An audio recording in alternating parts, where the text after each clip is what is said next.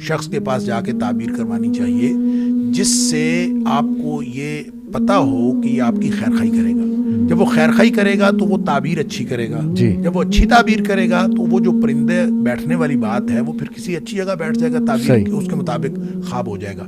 اس لیے لگتا یہ بھی ہے جب آپ حدیث سے مختلف واقعات کو دیکھتے ہیں تو لگتا یہ بھی ہے کہ تعبیر کرنے سے سیم خواب کی تعبیر مختلف ہو سکتی ہے. ایک روایت میں یہ بھی آتا ہے کہ آپ 4 قسم کے لوگوں سے تعبیر نہ کروائیں. اچھا. جاہل سے نہ کروائیں, دشمن سے نہ کروائیں, کم عقل بیوقوف آدمی سے نہ کروائیں, صحیح, عورت سے بھی نہ کروائیں. اچھا. یعنی آپ کسی عورت سے تعبیر کروائیں گے عام طور پہ چونکہ خواتین زیادہ سینسٹیو ہوتی ہیں, ٹھیک, اور جو سینسٹیوٹی میں وہ عام طور پہ اس میں دوسری طرف جانے کا امکان ہوتا ہے. دشمن دشمنی کرے گا, جاہل جہالت کا اظہار کرے گا.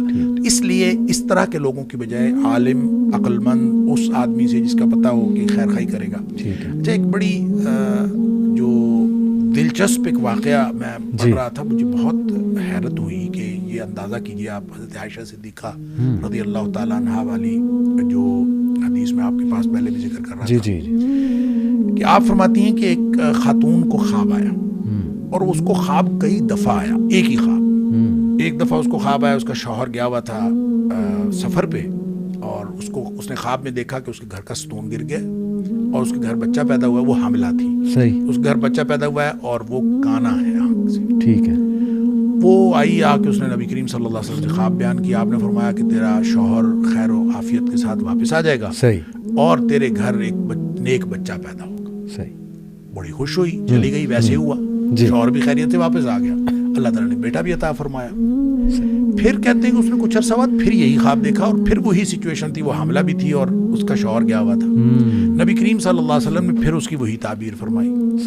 تیسری دفعہ عائشہ صدیقہ رضی اللہ تعالیٰ فرماتی ہیں کہ پھر وہ خاتون آئی ایک دفعہ, نبی کریم صلی اللہ علیہ وسلم گھر پہ تشریف فرما نہیں تھے, تو اس نے کہا میں نے خواب دیکھا اور میں نے خواب بتانا ہے نبی کریم صلی اللہ علیہ وسلم. صحیح. حضرت عائشہ صدیقہ رضی اللہ تعالیٰ نے فرماتی میں نے اس سے اصرار کیا کہ مجھے بتاؤ. وہ کہتی نہیں, میں نے تو اللہ کے رسول صلی اللہ علیہ وسلم کو بتانا. صحیح. تو بہرحال اصرار کے بعد اس نے بتا دیا اور سیم خواب تھا, سیم سچویشن تھی.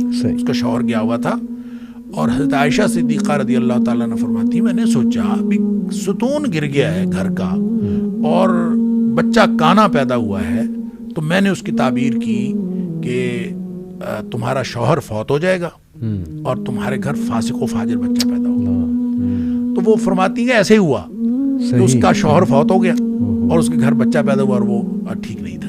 اب اندازہ کیجیے سیم خواب ہے اور تعبیر چینج ہو, تو یہ ہے علی رجل طائر کہ جو پرندے کے پاؤں پر تھا تو آپ نے جو تعبیر کر دی ویسے ہوگا. اس لیے یہ بہت سینسٹیو معاملہ ہے. تو ایسے شخص کو خواب سنانا چاہیے جس شخص کے بارے میں آپ کو معلوم ہے ایک تو وہ غلط بات نہیں کرے گا, جہالت پر مبنی بات نہیں کرے گا, دشمنی نہیں کرے گا, اور خواہ مخواہ کسی چیز کو سینسٹائز کر کے اور جذباتیت میں بات نہیں کرے گا.